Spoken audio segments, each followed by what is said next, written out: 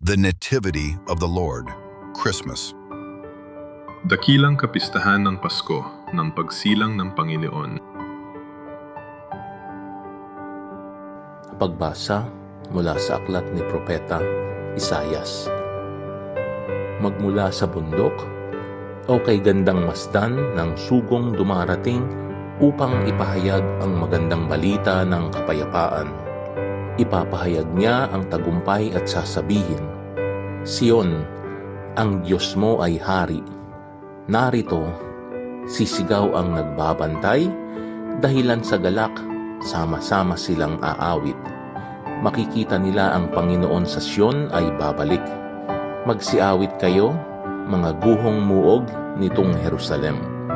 Pagkat ang hinirang ng Diyos na Panginoon ay kanyang inaliw. Tinubusnan niya itong Jerusalem. Sa lahat ng bansa, ang kamay ng poon na tanda ng lakas ay makikita ng mga nilalang, at ang pagliligtas nitong ating Diyos tiyak na mahahayag. Ang salita ng Diyos. Salmong tugunan ang atin pong itutugon. Kahit sa ay namamalas, tagumpay ng nagliligtas. Umawit ng bagong awit at sa poon ay ialay, pagkat yaong ginawa niya ay kahangahangang tunay. Sa sariling lakas niya at taglay na kabanalan, walang hirap na natamo yaong hangad na tagumpay. Kahit sa ay namamalas, tagumpay ng nagliligtas. Ang tagumpay niya'y itong siya na rin ang naghayag. Sa harap ng mga bansay, nahayag ang pagliligtas. Ang pangako sa Israel, lubos niyang tinutupad. Kahit sa ay namamalas, tagumpay ng nagliligtas. Tapat siya sa kanila at ang pag-ibig ay wagas. Ang tagumpay ng ating Diyos kahit saan ay namalas. Magkaingay na may galak, yaong lahat sa daigdig. Ang poon ay buong galak na purihin sa pag-awit. Kahit sa ay namamalas, tagumpay ng nagliligtas. Sa saliw ng mga lira, iparinig yaong tugtog, at ang poon ay purihin ng tugtuging maalindog. Tugtugin din ang trumpeta, nakasaliw ang tambuli. Magkaingay sa harapan ng poon na ating hari. Kahit sa ay namamalas, tagumpay ng nagliligtas. Pagbasa mula sa sulat sa mga Hebreo. Noong una, nagsalita ang Diyos sa ating mga ninuno sa iba't ibang panahon at sa iba't ibang paraan sa pamamagitan ng mga propeta. Ngunit ngayon, siya'y nagsalita sa atin sa pamamagitan ng kanyang anak. Sa pamamagitan ng anak ay nilikha ng Diyos ang sansinukob at siya ang itinalaga niyang magmay-ari ng lahat ng bagay.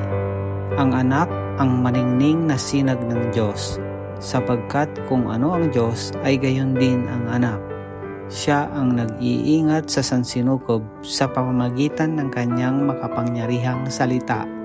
Pagkatapos niyang linisin tayo sa ating mga kasalanan, siya'y lumuklok sa kanan ng Diyos, ang makapangyarihan sa lahat. At kung paanong higit na dihamak ang pangalang ibinigay ng Diyos sa anak, gayon din siya higit na dihamak sa mga anghel, sapagkat hindi kailanman sinabi ng Diyos sa sinumang anghel, Ikaw ang aking anak, ako ang iyong ama. Ni hindi rin niya sinabi sa kanino man sa mga anghel, Ako'y magiging kanyang ama, at siya'y magiging anak ko. At nang susuguin na ng Diyos ang kanyang bugtong na anak sa sanlibutan, ay sinabi niya, dapat siyang sambahin ng lahat ng anghel ng Diyos. Ang salita ng Diyos. Salamat sa Diyos.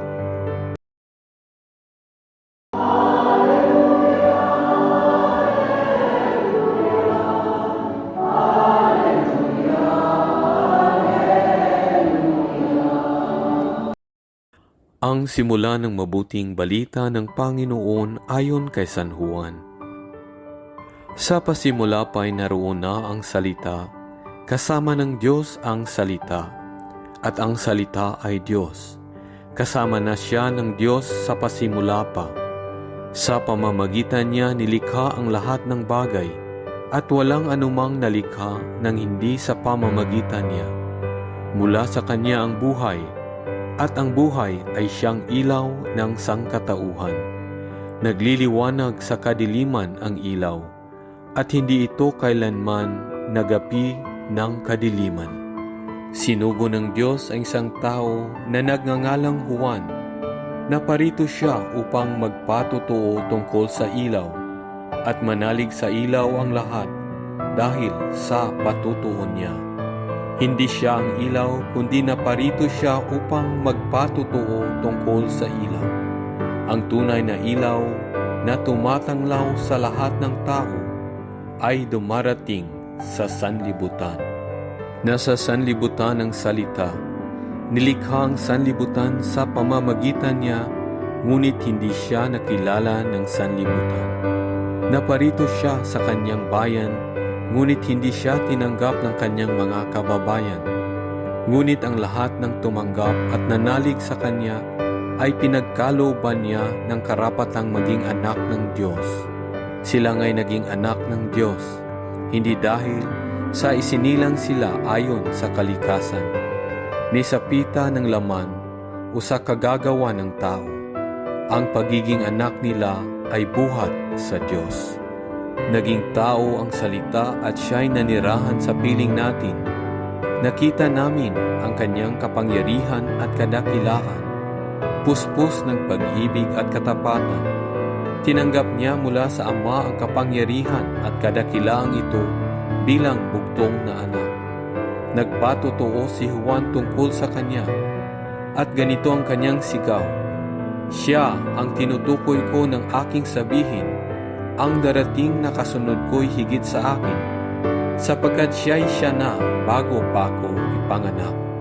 Dahil sa siya'y puspos ng pag-ibig, tayong lahat ay tumanggap mula sa kanya ng abot-abot na kaloob, sapagkat ibinigay ang kautusan sa pamamagitan ni Moises, ngunit ang pag-ibig at katotohanan ay dumating sa pamamagitan ni Hesukristo.